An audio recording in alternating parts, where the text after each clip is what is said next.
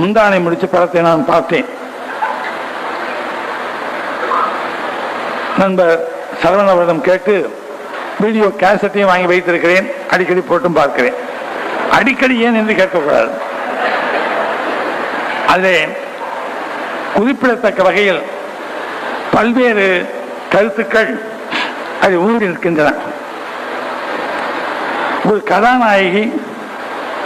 கதாநாயகனை அடைவதற்கு மிகப்பெரிய பொய்யை சொல்வதற்கு கூட தயாராக இருக்கின்ற வகையில் இந்த கதை அமைத்திருக்கின்றார்கள்.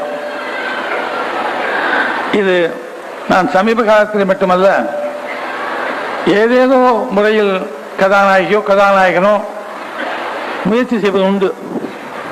ஆனால் இதை காண்பித்திருக்கின்ற காட்சியிலே சொல்லப்பட்டிருக்கின்ற கருத்தின் துணிவு மிகப்பெரிய துணிச்சல் என்பதை நான் இங்கே குறிப்பிட விரும்புகின்றேன். கதாநாயகி கவருவதற்கு எந்தெந்த வழியில் முயற்சிப்பது என்பது அது ஒரு மெனு. எந்த படத்திலும் அது சில சமயம் இருக்கும், அது இல்லாமல் இருக்காது. பெருவாரியான படங்கள் இருந்து தீரும்.